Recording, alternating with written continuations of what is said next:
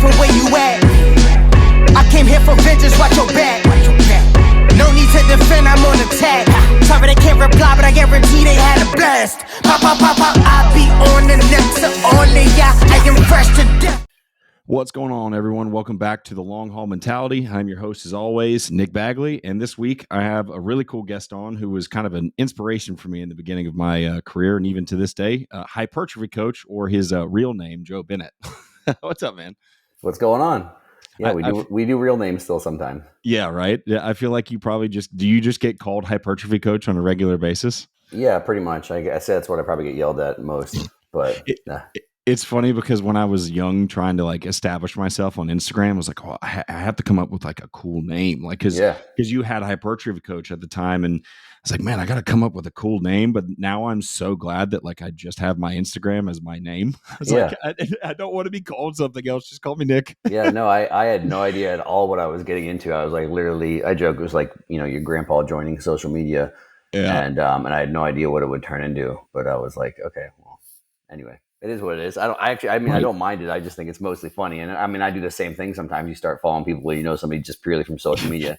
And I was like, what's that person's name again? Especially if they have a very like recognizable handle. Like it is what it is, So many times I'm like, I know what their Instagram is, but I don't know what their real name is. Yeah, it's terrible. Yeah, I get that. The only one I like is when I get yelled at random things like where like, hey, you're that guy that's like that training guy. You're that guy that like, does like smart training stuff or just like random things that they like associate with me. Training stuff. That's great. Yeah. Like, all right, whatever. Sure.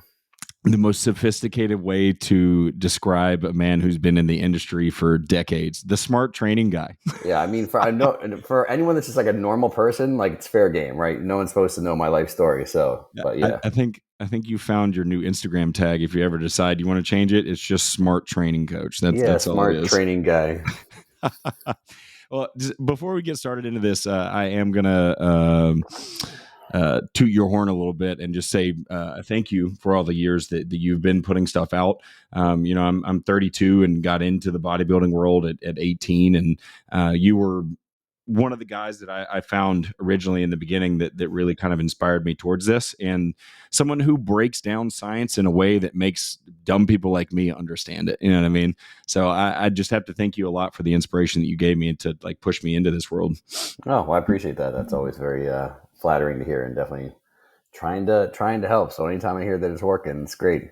Yeah, I understand that fully, man. And it's funny because there's, especially this day and age, we get so many people who are just trying to sound smart for the sake of sounding smart, when most of the time when you're doing that, you are ostracizing a massive portion of your audience because they don't understand what you're saying. Or if they want to find out what you're saying, they have to go and research the words that you used. Yeah. So like you explain things in a very highly scientific and broken down manner, but then explain it to a way that any bro would be able to pick it up and take it to the gym.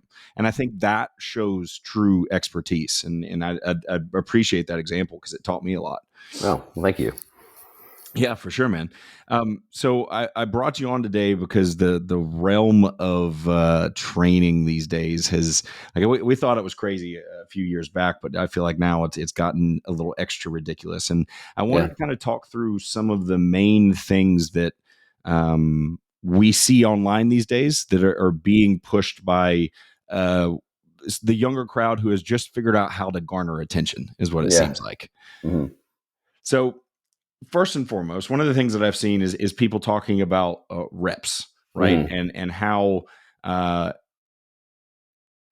putting as much effort into a heavy weight for like 1 rep or 3 reps or 6 reps can build muscle and create this massive physique. So you see these kids doing what we used to call ego lifting and saying that this is the way to get as big as possible. Yep. So where are they finding that information? And then what's the real breakdown of that information?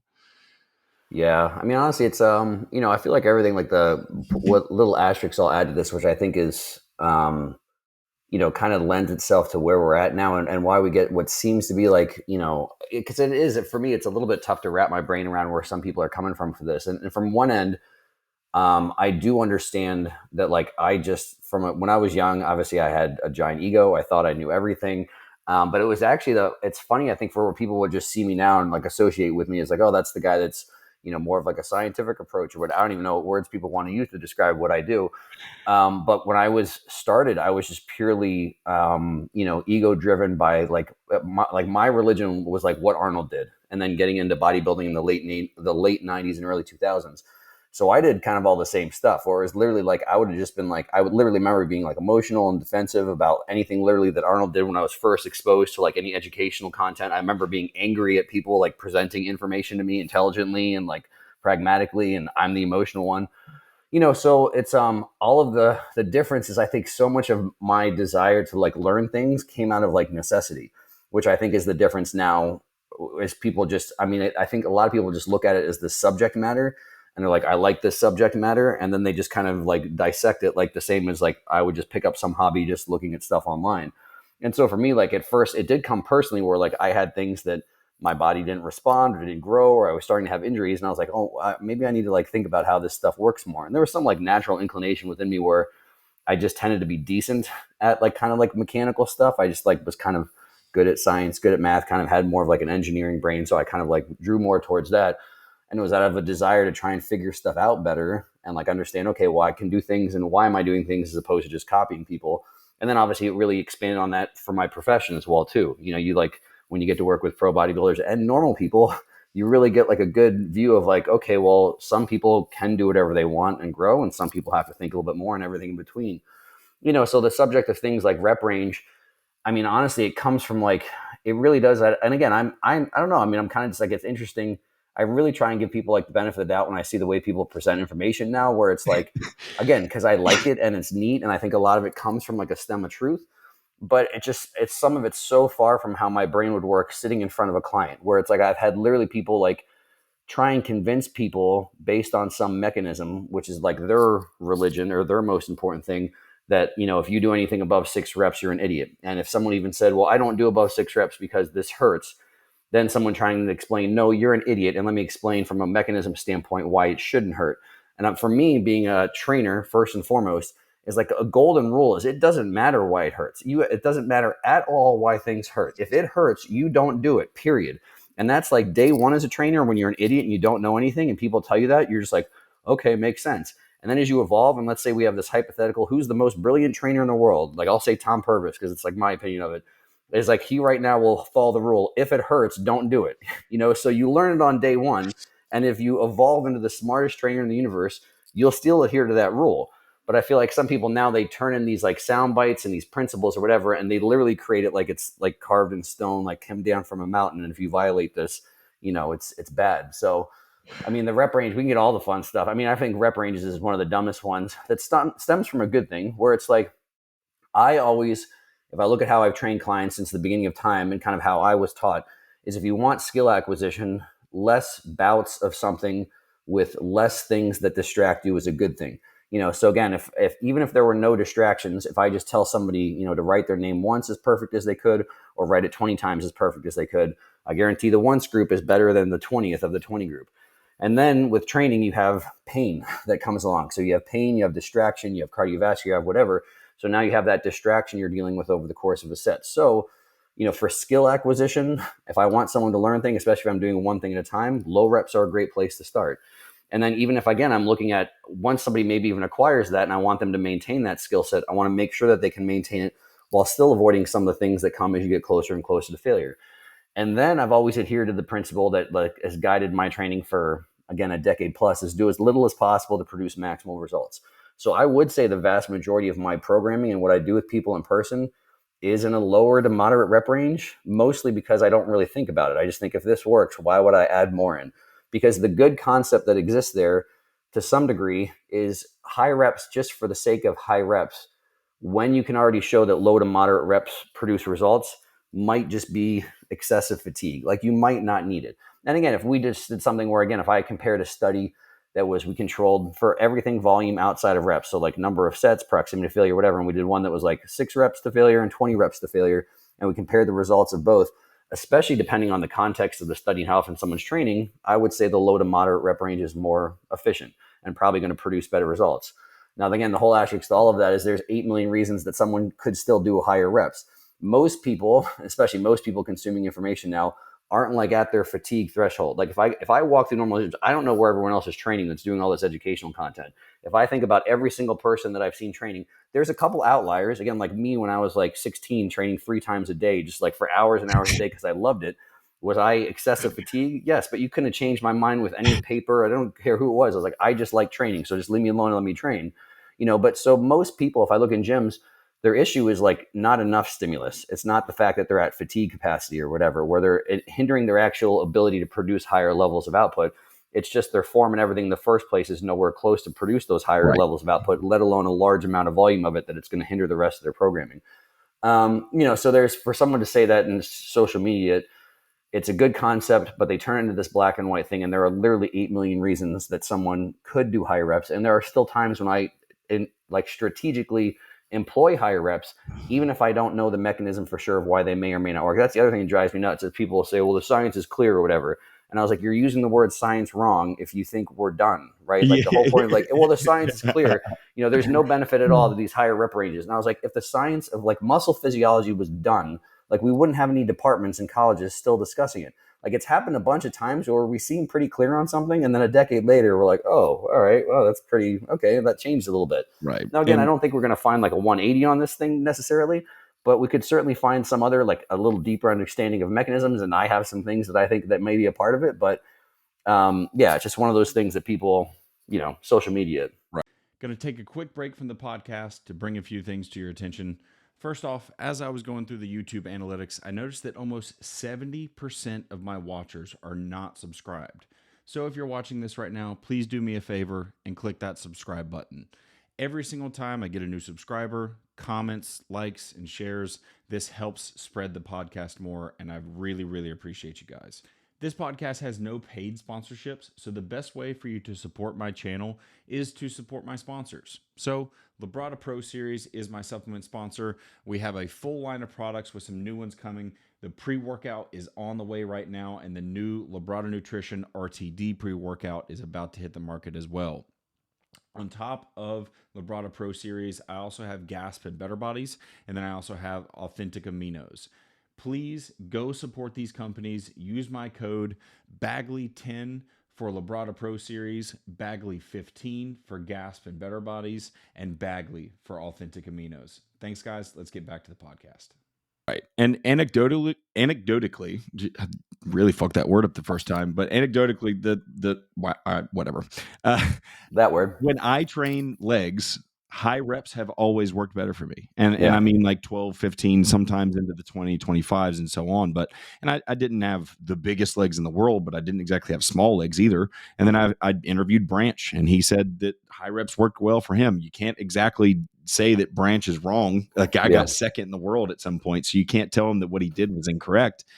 And I've heard that over and over, that like higher reps work well for people with legs and this, that, and the other. So it's like, yeah, you're completely right. Of like more than likely that lower rep range with a moderate weight that you can control and execute well on is probably the best way to go. But sprinkling in some stuff that's like a little bit higher, a little bit lower, probably not the worst thing in the world to do over the spectrum of a training career, And I think one of the most important things here is like most of the people talking about this stuff of like, oh, you can build muscle doing 3 reps. None of them are strong enough to be worried about the weight that they're moving at 3 reps. You know what I mean? Like you and I have some very strong mutual friends. Like Hunter we both know Hunter well, right? Imagine telling Hunter to go do a 3 rep set on like leg press or hack squat. Like I've watched the dude do 10 plates for multiple double-digit reps. Like I've seen it happen. So what are you going to do with a guy like that? How are you going to make him progress if your only way of thinking is you have to do 6 reps or less in order to gain muscle? You know what I mean? Yeah, and then there's the whole host of things too. I've heard people say it's like, oh, well, it feels better in my joints. And it's like people reference like one random thing out of context. It's like, well, tendon stiffness, and say things like lower reps and blah, blah. And I was like, you're just basically showing your hand that that's what you literally think the injuries. Like, for a fact there's more things involved in joints than tendons. Yeah. Like last time I checked, there's like, articulations and cartilage, and we have ligaments, and we have things where we could actually do the math and say, okay, well, this produces more or less joint torque, and that might be a reason that amount of either compressive force or shearing force is causing. So that's the type of thing too, where people like are so wanting to just justify their current belief system, that they'll like cherry pick little things here and there and be like, oh, that. And then the problem again, if it is a problem now, is like as soon as like a younger kid now just sees someone that can like copy paste a study, and then the study is done by doctors, and again, which is obviously PhDs, which, you know, the context of generally how they're doing it's probably very well constructed, very well thought out, but they don't really think past, someone's put that up there. I don't want to be an idiot and seem like I'm questioning stuff, because then someone's going to throw the bro science at me or whatever. But then the funny stuff with some of the, you know, research is one, is it accurate how people are citing it, which is terrifyingly common that it's not. Did they interpret it properly? Terrifyingly common that they're not. Was that even the purpose of the research? Very often it's not. And then there's problems. You get into the research and read what does things say. Again, most things compare this variable versus that variable. And even if you ask the people studying it, it wasn't designed to determine, okay, well, this one's done forever. We're good. Let's bury that. It's like, no, well, okay, that creates some decent guidelines based off of this thing that we observed. Maybe the reason that this edged this out in this study. And then you as a smart trainer could actually think, okay, well, what do I do with that? What does that look like in application? And continue to fine tune your guardrails. But it doesn't mean like, you know, what's the thing that kids say now where they're like, what do they say when something's like done? I'll think of the little metaphor analogy that kids do. Yeah. I'm sure you'll know exactly what it is when I say it. I'm old enough too to be like, man, I don't know what you're talking about. What are the kids saying these days? What's funny is though, like I can picture it in the back of my head too. So I'm like, once you say it, we're both going to click on it real hard there. But yeah. The other thing to that too is like none of these studies are done on bodybuilders, right? Especially like someone who is dialed in on their nutrition, who's dialed in on their cardio, their supplementation, their general health, like taking PEDs or not taking PEDs. Like none of these studies are being done on those individuals. So like, it doesn't matter at that point. Like it mattered in that context, but if we apply it over here, does it apply to that individual? So it's like you said, guidelines, not like set in stone rules. And that's how it feels scientific training has turned, or where people are trying to take scientific training, that when we get a study, this is now how everyone should do everything all the time. And it's like, that's not how this works. Yeah. Yep. It's also it's vaulted, by the way. Vaulted. Yes. This exercise has been vaulted. I saw a post on it. I don't want to do it anymore. I'm going to get embarrassed in the gym. Yeah, that's so crazy. Well, and then the next thing that I've been seeing a lot is like setting up these absolutely ridiculous implementations in the gym to get a very specific pattern. Like the one that comes to mind is that fucking thing where they like strap it to their elbow and then they're doing like a lat movement down this direction. Like, I don't know about you, man, but like I have a hard time even wanting to bring a bench from one side of the gym to the other. Like I'm going to figure out a way to make this more simple, and they're trying to find everything possible to make it more complicated. Like, where do you go ahead? I mean, with all that kind of stuff too, this is where I give people the benefit of the doubt, because like for what some individual wants to do themselves, more power to them. Because like the way that, like, honestly, the funny thing is, like, I've had conversations, as you'd imagine, over the past, 10 years, and been on podcasts with people that are famously meatheads and pure bodybuilders and hardcore. And like, whenever I have conversations with them, they're like kind of surprised that like, I like what I'm doing when I'm training. And I was like, well, in my brain, whether I'm doing deadlifts, because like the reason I could do deadlifts sometimes is because they're fun. And they're like, wait, hold up, everything's got to be signed. I was like, no. My job as a trainer, like number one job as a trainer, is to manage expectations. And so for myself, for a client, for anyone else, if they have an expectation, and for me, it doesn't cross the bounds of like just being like unprofessional, right? Like borderline neglect. Like someone says, I like hit myself in the head with a dumbbell. I'm like, well, go do that on your own time, right? You're not going to do that during our session. But if you can manage expectations, that's your job as a trainer. That's my job. And so, when people find out, like sometimes it's like, oh, well, I enjoy doing these. Like if I'm doing a deadlift or I'm doing something with a cuff, it doesn't register as a different thing in my brain. It's like, here's the thing that I'm doing to do this job. And I can find the same. Like for me, this is where I think people like, and that's some good information that people are really doubling down on now, which is great. Like for me, like I've always been obsessed with like the logbook. I've always been like OCD obsessed, where it's like all the big lifts, of course, when I was young, like your squats, your deadlift, your bench. I just wanted those numbers to go up, period. Even before I was concerned with how my physique looked, I was always doing it a bodybuilding thing. I was never into powerlifting. But even for that, I was like, okay, well, what's my 8 rep max for this thing? Or what is it, whatever for this thing? And I was obsessed with that. And like I have that same thing in my brain, whether it's a deadlift or a cuff lateral or whatever, doesn't make a difference to me. It's all the same stuff. And then I can just have, what are all the things that come with this? So, if someone enjoys like just trying to figure stuff out and doing nerd stuff, and they have this context that makes sense for them, like have at it. Like, I'm not going to tell people what to do or not do in the gym or how much time it takes to set up whatever. And because I'll do that all the time. I'll have exercises where I'm like, this is the exercise I prefer, but depending on where I'm doing, the mood that I'm in that day or who I'm with, I'm just like, I'm not doing it today because I don't feel like moving a bench over. And again, that can exist in my brain and I can be perfectly fine with it. So the issue that I have with, the kids doing this kind of stuff is, if they're just trying to say, well, this is definitively better. If you're not doing this, you're an idiot. If you're doing this thing, how could you possibly say this is better? And that's the whole thing where it's like, well, hold on. Because it's like, there's the same things that I'll say, like if I'm careful about the things that I say, for this reason, this is the reason I do that, or why I prefer this one over that potentially, or why I think this one might progress faster. But I say one of the biggest things that's missing now in the industry is no one talks about like the magnitude of the effect. So even if you're saying in theory, this is better, and maybe you make some good arguments for it, which could be some sound things, well, what's really the difference? And how do you know that it's that much better? And what is the magnitude that you're saying better? And then what is that based off of? Because again, something being really perfect on paper, I mean, what does that actually really translate to in pounds of muscle for a given body part or given whatever over a period of time? And, so it's like I when I'm looking at specific exercises and how people set things up and do things, it never really bothers me. And again, some of it's, and I'm not even opposed to some stuff where it's like, I think some stuff is interesting and there's things that I've looked at in the past and be like, well, I really can't prove that this way that we do things, but there's a lot of things that I think we do out of pure semantics.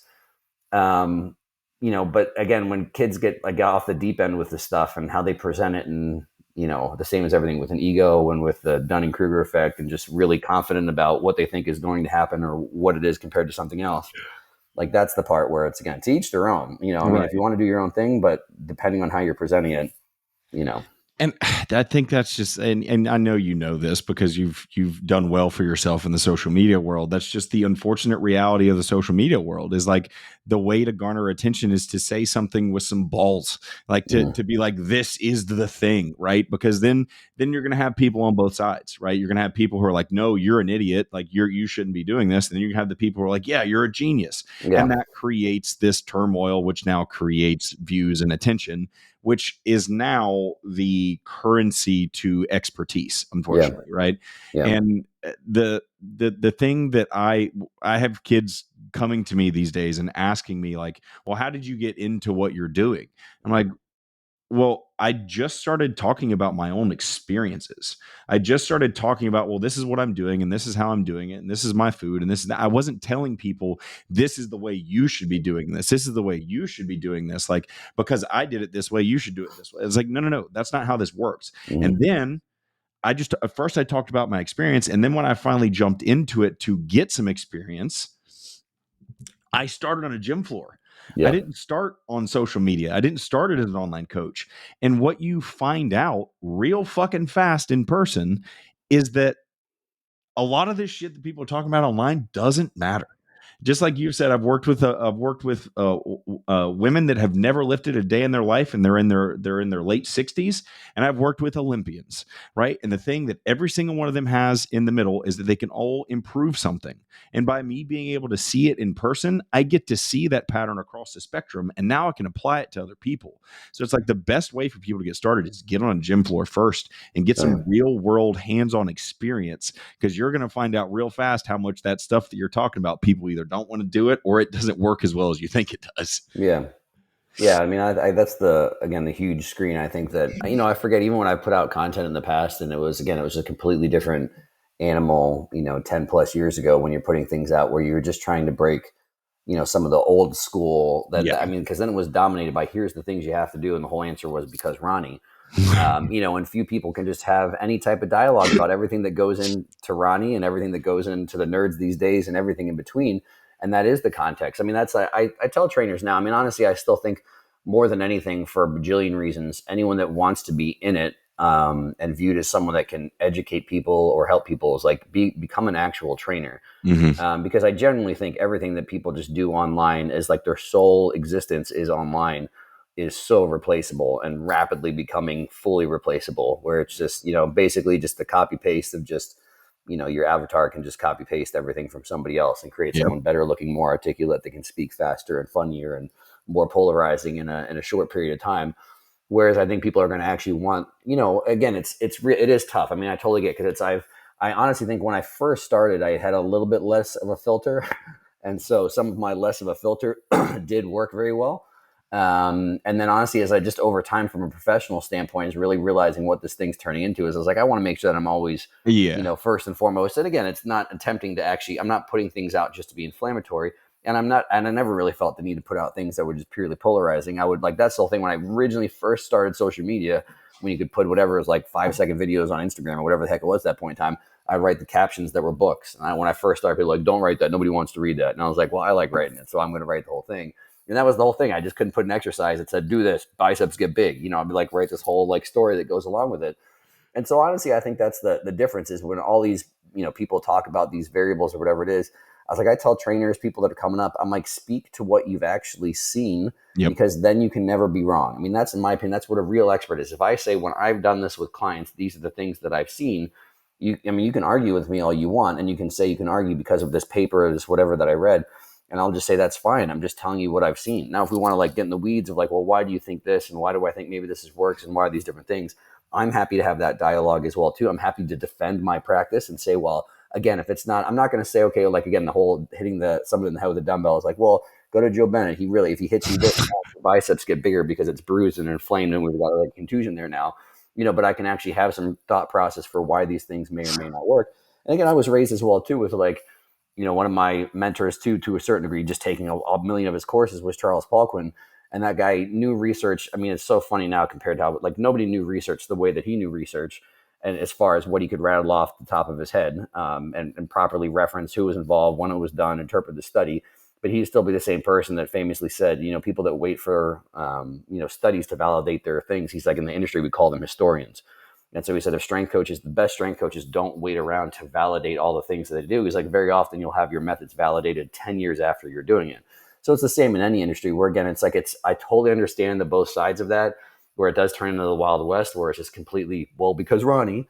And then, there are some benefits that we can get from more this kind of scientific approach as well, too. But it's just nobody wants to have all that complicated mess of a conversation in between where it all needs to exist. So. Yeah, it's just really interesting how many people want to pigeonhole themselves into like one method of thinking, right? And like I think a lot of it just comes down to age and time in the game, right? Because like if I look back at my earlier days when I was starting to train people and online coaching, that sort of thing, I had a much more rigid way of like, yeah, this is how we do a training program. This is how we do this. This is how we do that.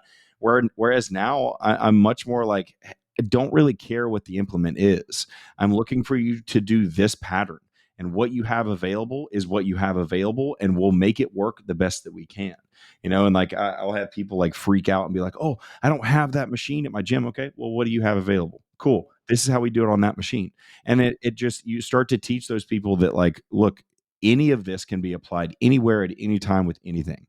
Mm-hmm. Right. You don't need to have all the new fancy finagled equipment. It's great. It's fun. I enjoy it. But we can do a lot with very, very little. And it doesn't have to be this like hyper focused specific thing of like, this is the way we train. This is the movement that we use. It's like, this is kind of dumb if you ask me. It's like you showing up telling somebody that you're a handyman and you bring just a hammer. And they're like, well, what about the screws and the saw and like all these other things that we need to do the job? It's like, no, I got my hammer. What do you need me to do? Yeah. We're just in a bad spot. You know what I mean? Mm-hmm.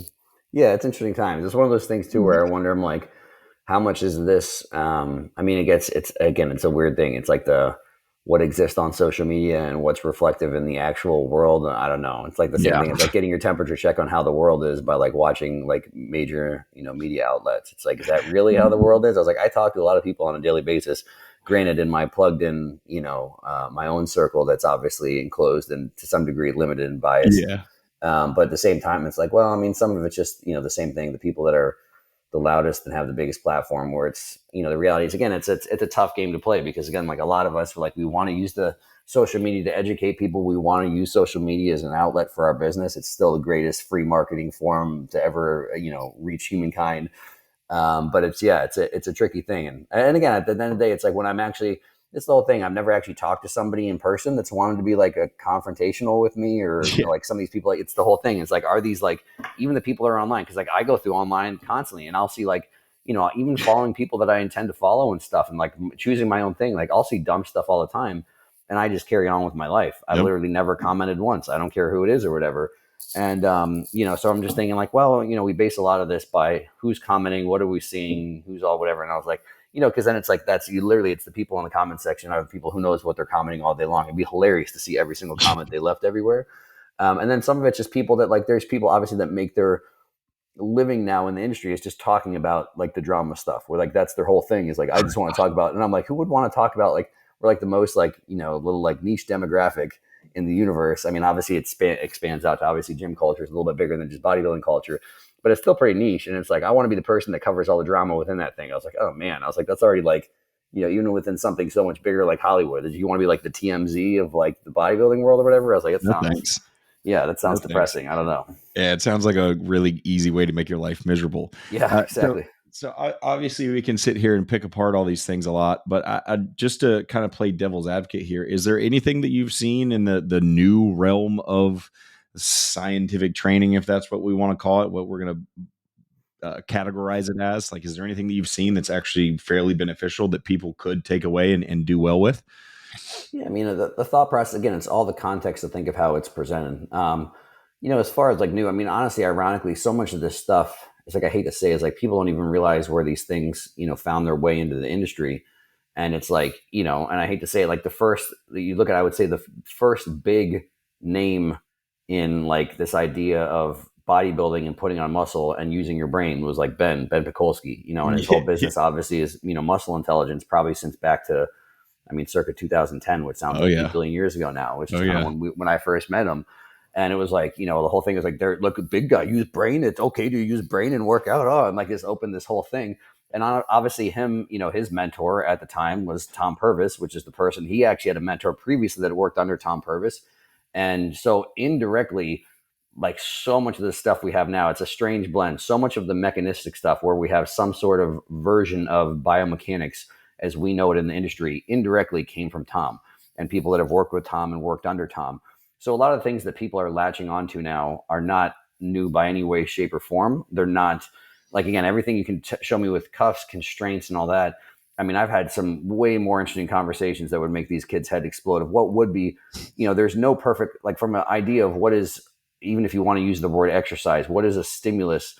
Like every exercise has a component of being technically just a sport or a skill or whatever it is. It's not even what you could purely define as, I want this thing to affect this muscle. That doesn't exist.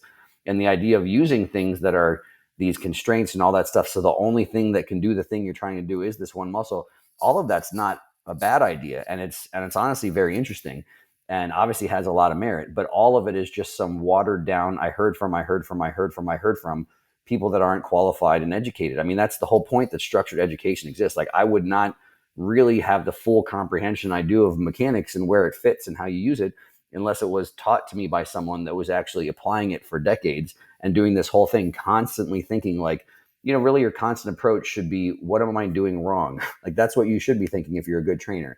Most people sit around and think like, I'm so awesome, and let me just get online all day and talk about how awesome I am.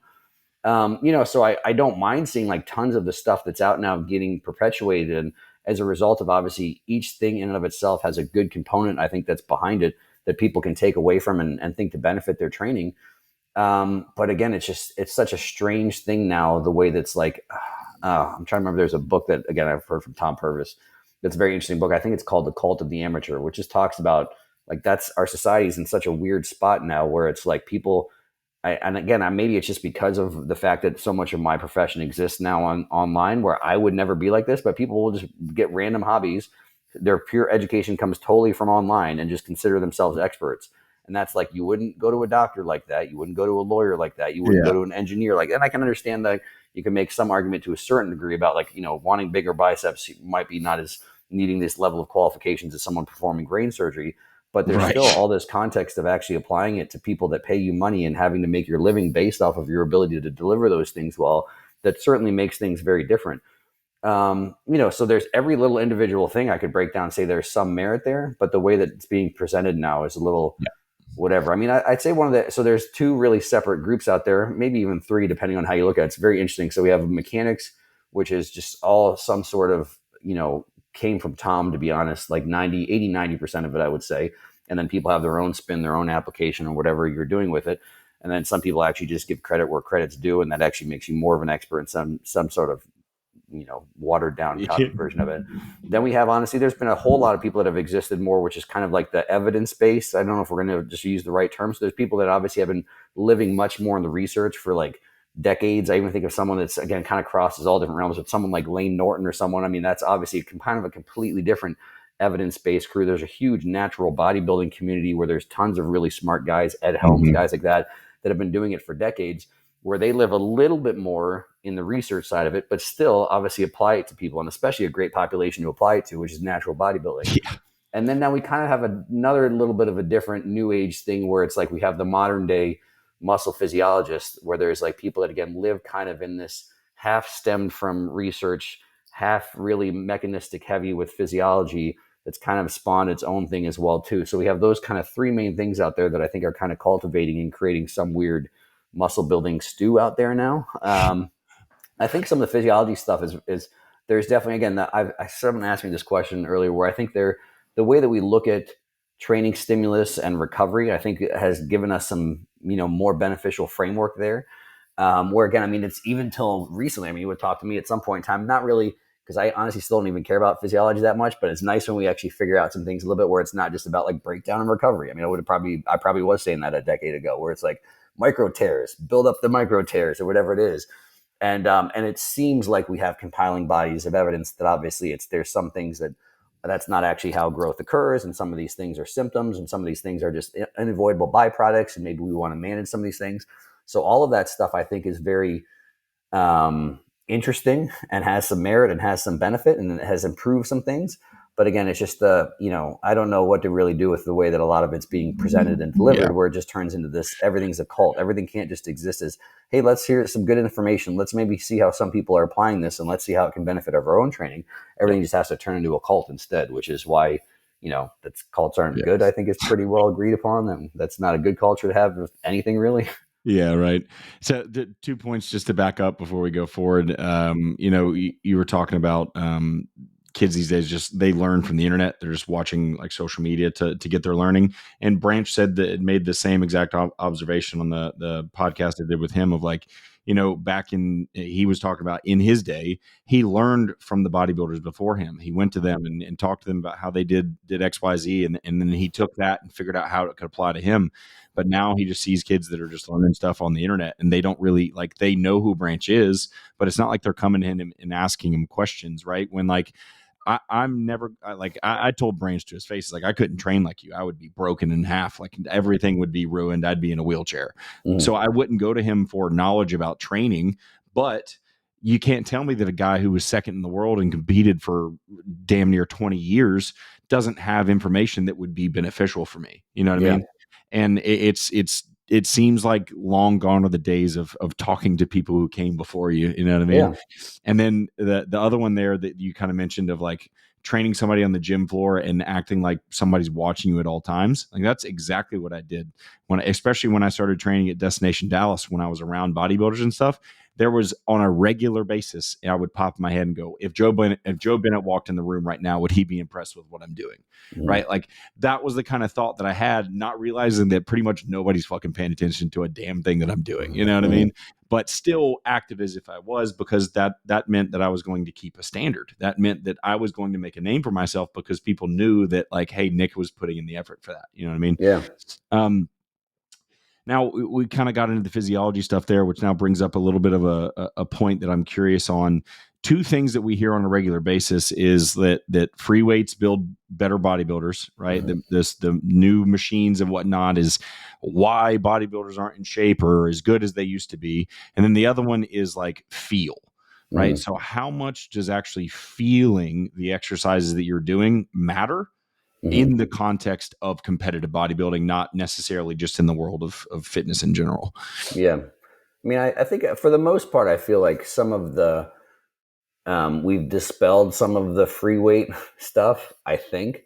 But the problem is it's both sides of that people want to like latch on and just make it into one thing or the other is the issue, where it's like, let's just look at what something offers and let's look at what it brings. I mean, from a pure, I think even the people that are in the free weight, hardcore, whatever you have to, I mean, there's some massive logic flaws there too. But then just as well as you were just like, as simple as like, explain to me what's the difference. Like obviously a bar on your back that's free, a bar on your back that's on a Smith machine. Like what's the difference? Explain to me what's different for your body. And then you might have some weird thing that they'll spit out like stabilizers or something else. Like now we're a bodybuilder talking about stabilizers. Like okay, so you want your stabilizers? What are stabilizers? The little smaller little things. I'm like, so we were talking about mass building at some point in time, and now we're talking about these small little things apparently that, we don't really even know how to accurately label or whatever. So anyway, I think a lot of that it's all these things that just coexist at the same time, where it's like there are some really effective big free weight movements that, again, I think if you'll get some people that will avoid those big things or versions even of those big things because they want to actually make things easier on themselves, so there's going to be the crew now that just completely villainizes any type of free weight, because they'll say this stability thing, this coordination thing, this whatever thing, and again, all that stuff that's just depending on the individual may or may not be a factor really significantly in any way, shape, or form.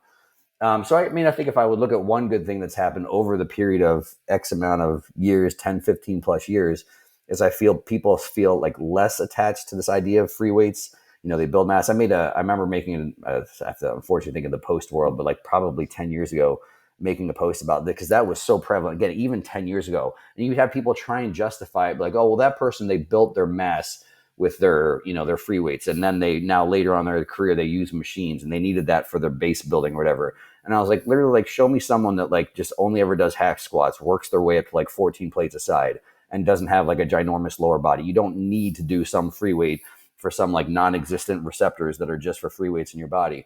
And I always gave the example when someone would tell me that, and I was like, how do bodybuilders get big calves? And they'd be like, calf raises. I was like, calf raises on what? And they'd be like, a calf raise machine. I was like, a calf raise machine. I was like, do they do free weights first to start or something, whatever? And I'm like, you're telling me like calves are the only exception. And again, the whole point is it's like, I could see like smoke coming out of people's ears having that discussion 10 years ago. And I was like, I understand it's a semantics reason that it's like, we don't have like opposable fingers. So it's like, obviously semantically, it's hard to train calves. You can do it, but it's so inconvenient and it's so hard to load that even bodybuilders were like, oh, we want big calves. We just got to do this thing that we can put a ton of weight on it. That happens to be a machine. And so I was like, well, how did those body parts get big without like a base? How did somebody get 22-inch calves? Only ever doing machines for their calves. So luckily I think that one's mostly dispelled, aside from like maybe the most archaic of caveman. You'd be surprised. Yeah, maybe, I don't know. But then that's the thing with that too. So both sides of that, then you'll have people who are like, oh, you can't do a free weight, you can't do this and that. And I was like, there's, pro bodybuilders that can make a free weight, whatever, have better control and form and plane of motion even than your machine. I mean, someone like, yes, your machine may be moving straight back and forward, but I can see all sorts of stuff going all over the place. So it's like, no, you have more stability issues with your chest press machine than so-and-so pro bodybuilder does with their, incline dumbbells that you're going to try and demonize. So it's like, yeah, I mean, it's, I'm sure it's still, they both still exist, but I feel like that's one where if anyone ever actually had a conversation with someone, I mean, you really can't, you can try to, you really can't kind of argue one way or the other too much. And the field component, I think it's one of those things that there's just like a scale. I mean, for sure, I think the context of when someone is brand new, and if you're a good trainer, I mean, I pretty much never focus on feel to start. It's like, I'm just going to put you in the right positions because I know that these are the positions based on what I've seen, based on this idea of mechanics, based on whatever, that's going to get this stuff or put this stuff in the best position to work. And then at some point in time, even immediately, but at some point in time, long-term, feel does matter. And again, I think it's one of those, it's honestly, in my opinion, it's a relatively pointless argument. I mean, the only people that are there's no point whatsoever, in my opinion, when I'm working with a client, like, let's have a discussion. It's a very individual thing for someone. And the people that will say one way or the other, if they were actually a good trainer, would completely backtrack when they're in front of a person. So it's like some people are like, oh, feel is all that matters. And I was like, how much time are you going to spend trying to have some Mrs. Jones feel her glutes if it's like the very first session? What are you going to do? Sit there, do like squeeze drills, activation drills, like have her moving? Like, no, you're going to do some bigger patterns. We're going to kind of get some stuff. And over time, as that becomes more important, we can work on that feel thing. We can have a discussion about like, okay, well, multiple things can extend your hip, and let's maybe try and do some things, positions, and even this feel thing. Because it's the same trainer that says, oh, like feel is stupid, mind muscle connections, idiotic, or whatever. Like, you're going to tell me that you're trying to target a client's body part and they're telling you they feel another body part, and you're not going to make any adjustments based off of that feedback from them, then, I would actually want someone to answer that question. And if I propose it to them, and it's like, well, if you're honestly going to say that you're just going to keep going, even though you're getting other feedback, then I'm going to tell you you're a crappy trainer. And I was like, so feel does matter. Feedback does matter. And then it's just how much is like, who, what do we want to do? We need to make a scale. I joke, it's like the squeezy scale. And I've made that argument for the other way. I mean, I have seen like the squeezy people. And again, this is something that was developed, 10 plus years ago in this community of this more scientific approaches. Then you get people, because I was always so prior to any of this and some of the camps that people developed, I was always so numbers and quantitative based to start. Like I came in with, I need these movements. I need even this idea of this range of motion. I need to be able to write things. If I can't write things down, I don't even know what the hell I'm coming in the gym for. And then this introduction of, well, you need to squeeze it. You have mind muscle connection, whatever it is. And I would find people that would literally, I joke, the only way they were progressive overloading was the squeezy scale. It was like one day I'm like an 8 out of 10 squeezy. Next, I'm going to be an 8.2 out of 10 squeezy. And they're still squeezying the same dumbbells for like 2 years straight. Yeah. And I was like, you've missed the boat here. Like, that's not it.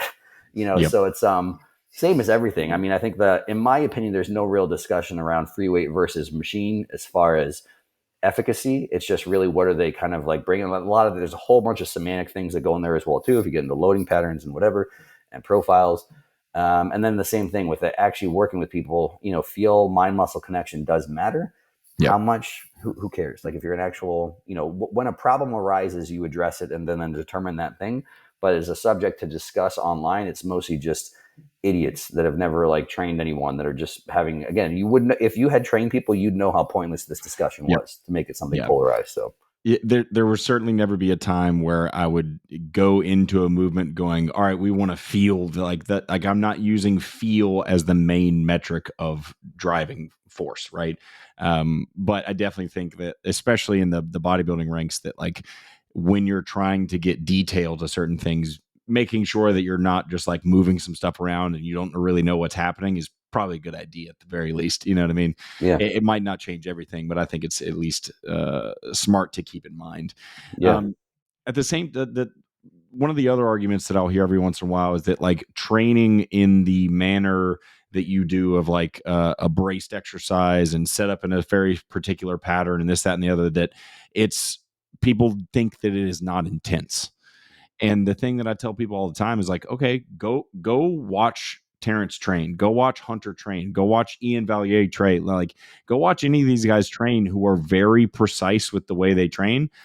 Or if you get the opportunity, go train with them. I guarantee you're going to eat your words when that happens. Yeah. Yeah. I mean, it's obviously, it's different definitions of intense. I mean, is running a marathon intense? I mean, I think it's intense. It sounds horrible. Is doing burpees intense? Like, okay, I mean, like it's the thing now where everyone like, there's a dialogue. There's like, and there's this notion that like, if you're not making somebody vomit, you're not great, whatever. And like people just bully people. And believe me, I understand the point, in my opinion, of what I would call strategic bullying. But like, there's no skill set there. Like get everyone that you admire around you. Like, so your trainers are like your dad, your grandpa, some celebrity, whatever it is, and have them all yell at you while you do jump squats and call you names and say that I'm disappointed you're my son if you stop and you're going to be out of the inheritance and you call yourself or whatever. I could literally have someone do jump squats beyond a point where they thought they were capable of doing it and have the most horrible feeling of destroyed, where it's like they can't breathe, they literally vomit, they get to the point where they can't even pick their leg up off the ground, they're sore for like 12 days after that. And there was no good training involved there. There was no good training involved. There's just more of like a motivation of how much can I make something horrible. Yep. So I think in good training, sometimes you lose that global horribleness that you could get from the scenario I just outcomed. Or like I said, just make somebody that's deconditioned go run a marathon, put a gun to their head, watch something horribly and catastrophic. All the things that, this is so hardcore, their knee fucking broke and they threw up and they passed out. All the things that are awesome hardcore training, you can get at making someone run a marathon that's deconditioned.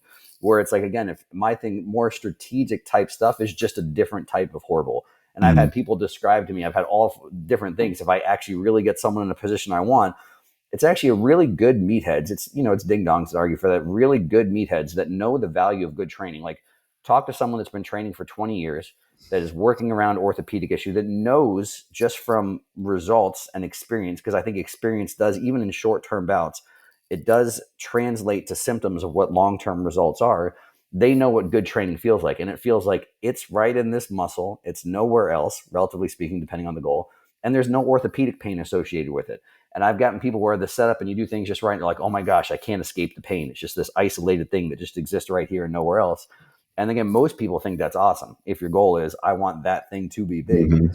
So yeah, it's just one of those things where it's like, and I never really think of it most of the time. Like I said, there's been some strategic bullying in my career. But most of the time I don't ever think about it. I'm just like, let's just set someone up for good training, whatever it is. And at the end of the day, if it just happens to be something semantically that's a bigger thing, you're going to die. I mean, I've never seen anybody like not die if I have them do like hacks properly or whatever it is. Everyone that's super hardcore, it's like they have this idea based on what they're already doing, whatever. And it's like, okay, well, let's find this constraints of what I consider good form. We're not going to discuss really why unless you really want to, but here's good form. And after it takes me 5 or 6 times to get, okay, we've got good form. Now let's take that for a ride. Your whole job, and I'll have people come train me, your whole job is not to change what I just did. We made this thing. This is this thing now. We have defined this thing. Now you are not changing this thing to something else. If you change it to something else, you're a failure. Like the whole thing, people fly to me, like, you flew all the way here. You came from another country. You came for this whole appointment. You came for this one moment right now. If you change this thing, you're a failure, and I'm going to judge you. And so those people, as if they just keep things the same, and the only thing at that point in time, after I've done all the technical cueing, is just telling them things or giving them things to keep things the same, then they die. Then it's like, they're like, oh my gosh, I've never felt anything like that in my life, and it's horrible, and nobody ever asked for 2, or almost nobody ever asked for 2. And so it's, yeah, like you said, the people that say that, they don't know. I mean, ignorance is bliss, but if they went and did it, like you said, with someone like you said, I've been through some terrible workouts with Hunter that people would consider to not be intense because you're doing like single arm pull downs or single arm rows. And it's like, why has that exercise become this thing that people point to and go, well, that's not hardcore? And at the same time, when I'm writing a program, I'm not writing it going, well, how hardcore is my program? I'm going, did I use exercises and movement patterns that make sense for the muscles we're looking to build for the individual? That's all I give a shit about, right? And does it make sense in the order that we went with, right? Like that's what I care about, not how intense is this. That is your job. When I give you the training program, figure it out. like that's on you to figure out how to make a single arm movement difficult, a cuffed lateral, make it difficult. Like that is the whole purpose. Like if you just look at it and go, oh, well, that's going to be easy, and then you treat it as if it's easy, of course it's going to be easy. Yeah. I mean, so that's the stuff as well too. I mean, it's depending on the person, depending on the client. It's like, and you sometimes have to educate people, because it's, from a client standpoint, it's not always a bad thing for them to know that that's not the thing we're after either. Because I will have some people, like if I've had a client where it's like, and I think it's actually even more common with a lot of females. I think females are capable of tolerating more systemic pain. And as a result of it, if you ever do anything isolated, sometimes they feel like I'm not doing enough. And I was like, well, if you really want to train your triceps, it's really not, I mean, I don't care what anybody says. I can do something, even the single arm lat pull down. It's not supposed to be as horrible as hack squats to failure or leg press to failure, whatever. It's just not. And that's not the goal. I mean, ideally, if we can make it, isolated horrible there, but there's no amount of fanciness that we can make where it's like, okay, well, it just doesn't feel the way that legs. And you got to let people know, like, that's okay. That's not everything's supposed to feel like that thing.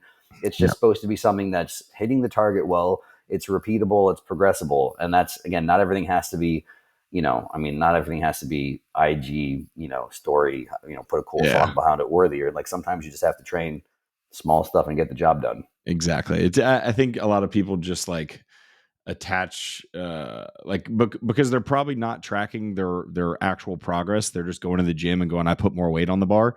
And they're equating their ability, they're equating their worth of that exercise to how hard they went, not actually leaning on like looking at pictures of themselves, looking at like measurements of themselves, like different things like that. They're not following actual data. They're only going off one piece, which is, wow, I worked myself really hard today and I made myself throw up. And that's like a badge of honor that they give themselves, which is, it's great. I mean, look, I was young and dumb and did a bunch of stupid shit and thought I was cool because I made myself throw up on legs. But like, now I understand that doesn't mean anything. Like it's the same thing to me when like I see trainers be like, I'm the hardest like I've seen it a million times. I'm DFW's toughest trainer and this, that. And I was like, I don't care. Like, I don't care if you're tough or the weakest trainer ever. Like, did you get a result? Because the result's what matters at the end of the day. That's all the client is going to give a shit about. Like, this doesn't make any sense. Yeah, for sure. I mean, obviously, it's like if you want to take pride in the experience of horrible, again, I like that. I mean, if we want to sit around and talk about that, like I say, like that's just a sport. Like if you like the sport, there's a lot of stupid things in bodybuilding that might not, no sport is necessary. All sports at the highest level are stupid.